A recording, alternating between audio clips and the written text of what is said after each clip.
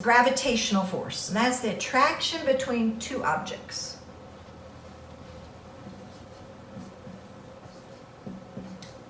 All right. Second force is called a normal force. And this is a force that actually counteracts the gravitational force. So it goes opposite to the gravitational force. When you step on a scale to weigh yourself, the scale is actually pushing back up at you. You don't feel it, but that is the normal force. So it's the force that's going to push back up against the gravitational force. Okay? That is called a normal force. And it's not balanced with gravitational force, otherwise you'd be suspended. The third force is called tension. So if you have a string or spring, and if I pull both ends going opposite directions, it is creating a force called tension. The tension is the force experienced in rope, a cable, a spring, when the ends of it are pulled opposite directions. So it's called tension. So if you think of tug of war, game tug of war,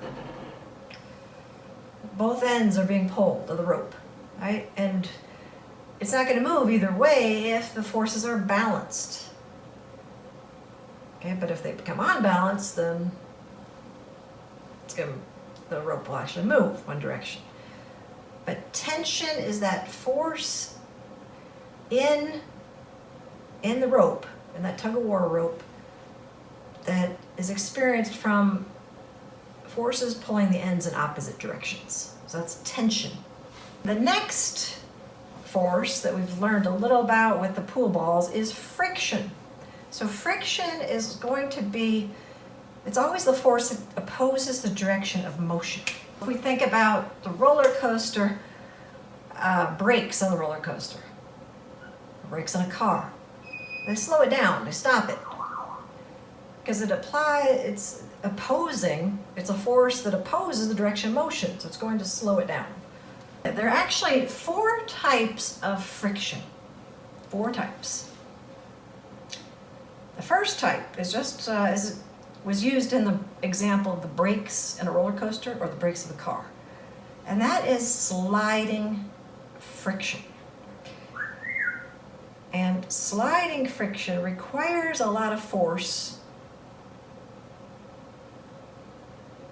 to brakes use sliding friction. When you put your foot on the brakes, you have to apply a force. You got to push the brakes down to get them to slow the car down. So sliding friction is really when the object is in contact with the ground completely. So remember, I talked about friction, the hairbrush, and the comb. This is what friction is. Friction is really due to the interaction between the atoms on both surfaces. Okay? So this is, if I zoom in on the surface, let's say the ground, I zoom on the ground, it's not smooth. It looks more like this. Let's say I'm going to move a couch. The couch, the bottom of it, if I zoomed in, let's say it looks like this. Okay? So if I'm trying to push one way, I'm fighting that friction force, that's sliding friction. So it's pretty strong. Requires a lot of force to overcome it. Because in sliding friction, there's maximum interaction between the atoms on both surfaces. Okay, they're in full contact. So it requires more energy, more force to overcome sliding friction. Rolling friction requires less force. So rolling, this is why things are put on wheels. This is why cars use wheels. It's much easier to get them to move. So just like this whiteboard. has wheels on it. It's easier to move it around. Without the wheels, I would have to apply a greater force because it'd be sliding friction. Rolling friction, there's less contact. So it's just the wheels that are in contact with the ground, which makes it easier to move. So that's what wheels do, really, is they reduce the amount of force needed to move something. The chairs that are on wheels, they're easier to push when they're on wheels. Chair that's not on wheels, you gotta slide them. So sliding friction takes more force to overcome it. So rolling friction is using wheels. So it lessens the contact between the objects. So you think of a chair that you need to slide. The whole bottom of the chair is pretty much in contact with the floor. So there's more force, there's more friction, greater friction force. If something is on wheels, there's less surface area that's in contact with the ground. It's just the wheels, which can be rolled. So rolling friction, less contact. Sliding friction, maximum contact. When we're talking about contact, we're talking about between the surface and the object. So sliding friction, you have maximum contact. Rolling friction is not as much. This is why, like, earthquake-proof buildings are built on what they call a base isolation system. So the base is actually isolated from the rest of the house, and it's on rollers. So when an earthquake hits, kind of shifts the house a little. The house kind of moves with the earthquake, and that helps protect it.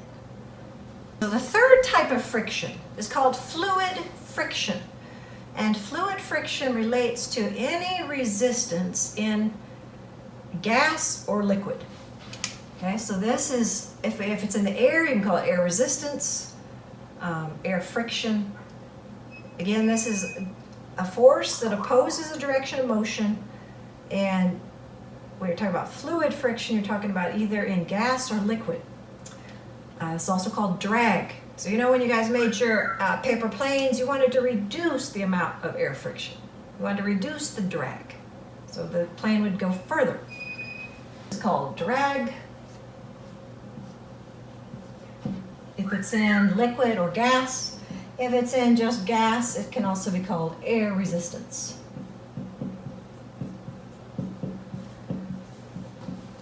And the less aerodynamic something is, the more air resistance it has. Air resistance depends on a couple things. How much resistance you're going to have in the air. So when you made your planes, there's a couple things it depends on. Depends on the speed of the object. So something that has a greater thrust or a stronger engine to begin with, it's going to experience less air resistance. It also depends on the amount of surface area in contact with the air. So the greater the surface area, the more air resistance. So two things that can affect this.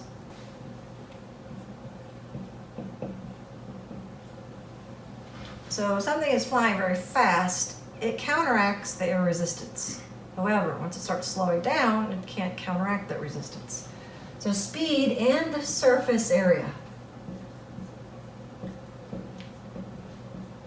The surface area is the amount of contact between the surfaces. So how much space is in contact with the air, for example. Think of feathers have a lot of surface area. Inside the feather, there's different, Fourth type of friction is called static friction. And static means not moving. So if I are pushing against the walls of the house, the walls are not moving. But there's a force opposing my pushing. It's called static friction. If I were actually to push the wall and it actually moved, then there'd be a different type of friction, be it rolling friction, sliding friction, another type. Static, though, there's no movement. Static friction is there's no movement.